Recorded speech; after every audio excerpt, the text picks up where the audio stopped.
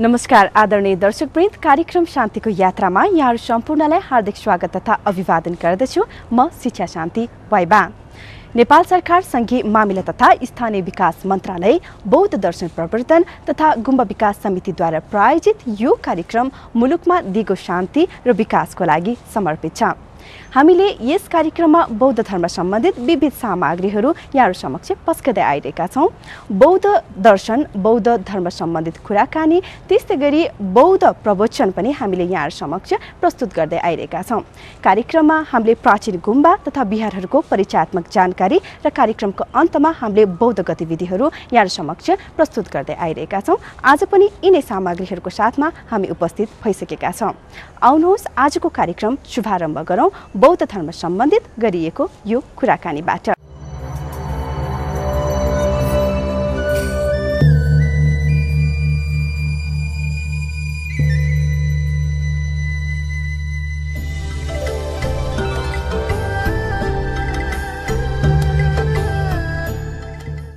यो रुम्जाटारमा चाहिँ यहाँहरूले गुम्बा निर्माण गर्न लागेको कुरा सुन्यो। रुम्जाटारमा गुम्बा निर्माण गर्ने यो सोच चाहिँ तपाईँहरूलाई कहाँबाट आयो? हुन त यो रुम्जाटारमा गुम्बा बनाउनु पर्छ भन्ने हाम्रो विगतको दाइहरूले अथवा बाबाआमाहरूले पनि 15-20 वर्ष अगाडिदेखि नै कुरोहरू त चलाउनु भएको।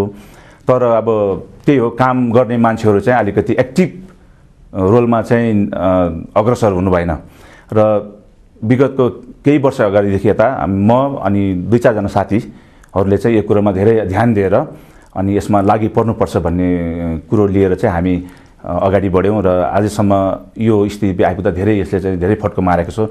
एउटा रुम्जाटार भन्ने चाहिँ गुरुङहरूको ठुलो बस्ती छ, तर हाम्रो जुन बुद्ध धर्म सम्बन्धी चाहिँ त्यति ज्ञान चेतना हामीमा छैन र मैले त्यो कुरो पनि देखेँ र गर्दाखेरि आज विश्वमा शान्तिको धेरै मान्छेहरूले चाहन्छ, किनभने संसार अशान्ति मात्रै छ र कुनै यो एक किसिमको एउटा गुम्बा निर्माण गर्यो भने केही शान्तिको बाटो पनि त्यसले समेट्ला।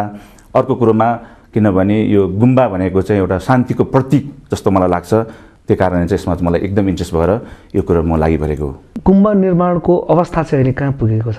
होइन, अहिले हामी प्रचार प्रसार गरेको छौँ र युकेमा हामीले धेरै यो एउटा च्यारिटी कार्यक्रम जस्तो पनि राख्यौँ। रुम्जाटारमा जन्मिनु भएर युकेमा बस्नुभएको साथीहरूले हामीलाई 99% सपोर्ट गर्नुभयो। यसमा यो कार्यक्रममा यो बुद्ध धर्म चाहिँ सम्बन्धी अनि गुम्बा बनाउनुपर्छ भन्ने उहाँहरूले पनि धेरै इन्ट्रेस्ट लागेको भएको कारणले गर्दाखेरि यसमा धेरै हामी अहिले माथि छौँ भनौँ न।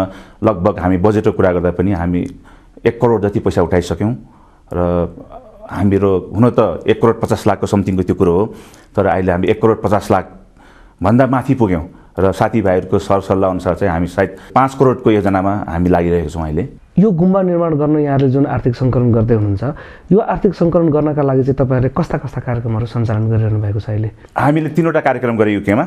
विशेष गरेर म नाम लिनु चाहन्छु, भोलिन्टियर रूपमा भनौँ न, आफ्नो अनलगनीमा एउटा स्पोन्सर गरेर म एउटा भएँ, अनि अर्को शिवहरी गुरुङ हुनुहुन्छ, अनि त्यस्तै रामप्रसाद गुरुङ गर्दाखेरि हामीले 3टा कार्यक्रम गरेँ युकेमा।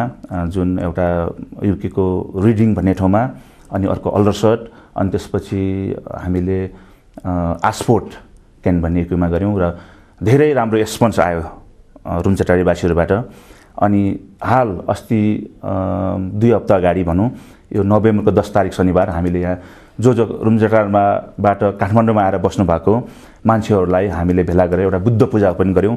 लगभग 300 जना सम्मेलन हुनुहुन्थ्यो। उहाँहरूले पनि एकदम राम्रो किसिमको प्रतिबद्धता दिनुभयो अनि गुम्बा सम्बन्धी बारेमा गर्नुपर्छ भनेर ठुलो बस पनि गर्नुभयो। यति भइसकेपछि हामी यो नोभेम्बरको 28 मा हामी युके फर्किन्छौँ र हामीले फेरि त्यसपछि हामीले 2-3वटा कार्यक्रम राख्ने योजना गरेका छौँ, जुन हामी यहाँ साथीहरू आउनु भएको छ युकेबाट, युकेको टिम। र त्यस्तै हामीले हाम्रो रुम्जाटारीवासीहरू जस्तै अब विदेशमा, जस्तै जर्मनी, USA, क्यानाडा, जापान, सिङ्गापुरमा जो छरिनु भएको छ उहाँसँग नै हामीले कन्ट्याक्ट गरेको छौँ र उहाँहरूले पनि राम्रो प्रतिक्रिया राख्नु भएको छ। उहाँहरूबाट पनि केही गुम्बा सम्बन्धी चाहिँ हामीलाई सहयोग गर्ने प्रतिबद्धता दिनुभएको छ उहाँहरूले पनि। नेपालको एकमात्र सरकारी निकाय बौद्ध दर्शन प्रवर्धन तथा गुम्बा विकास समितिसँग यहाँहरूको यो गुम्बा निर्माण गर्ने क्रममा चाहिँ समन्वय गर्नुभएको छ कि छैन?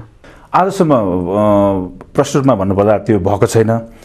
अब गर्दाखेरि अब हजुरले देख्नु फर्स्ट टाइम हामी यहाँ आउँदैछु होइन, खुसी लाग्यो यो कुरोहरू, किनभने अलिकति हामीलाई यो सम्बन्धी ज्ञान नभएर पनि हो। र आज हाम्रो यहाँ आदरणीय कर्ण घलेजी हुनुहुँदो रहेछ, उहाँले धेरै कुरो राम्रो भन्नुभयो अघि मलाई। र अब बिस्तारै बिस्तारै हामी हजुरसँग पनि कनेक्सन राख्ने हामीले एउटा विचार राखेको छौँ। र हुन त अब हामी युके जान्छौँ, तर पनि हाम्रो केही मुख्य टिमहरू यहाँ काठमाडौँमा बस्नु भएको छ, उहाँहरूले अवश्य तपाईँहरूसँग चाहिँ त्यो कनेक्सन राख्छ भन्ने मलाई विश्वास दिएको छु मैले। यहाँको यो गुम्बा निर्माणमा चाहिँ स्थानीय सरकारी निकायहरूबाट कुनै किसिमको आर्थिक सहयोगहरू त्यस्तो प्राप्त भएको छ कि छैन? केही भएको छैन। यो कुरोहरूमा हामीले मिटिङ बसेर चाहिँ यो कुरो थप कुराहरू चाहिँ राख्ने चाहिँ हामीले योजना चाहिँ बनाएको छौँ आजसम्म।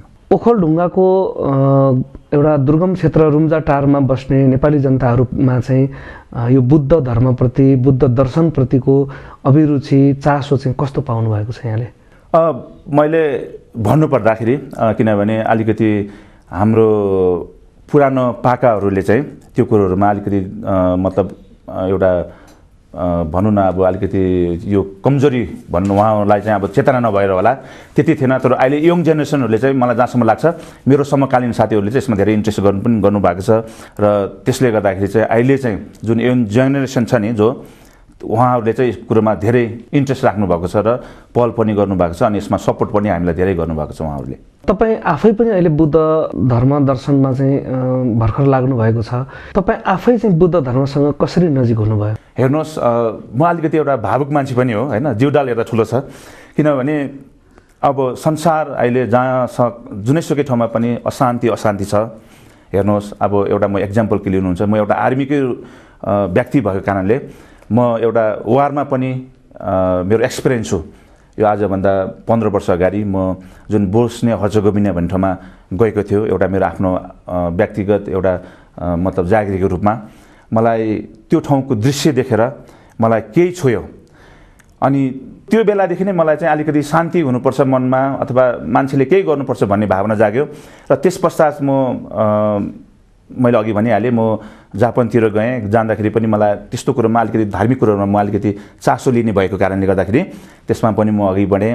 र हाल आएर अहिले इराकमा धेरै अशान्ति फैलिरहेको छ, त्यसले गर्दाखेरि त्यस कुरो पनि मलाई अलिकति टच हुन्छ। र यो कुरोले गर्दाखेरि चाहिँ मलाई धर्मपट्टि कसरी हुन्छ, हामी चाहिँ एउटा शान्तिपट्टि लागौँ भन्ने भावना मलाई मनमा जागेको कारणले गर्दाखेरि चाहिँ मलाई यो बुद्ध धर्मपट्टि धेरै म नजिक भएँ।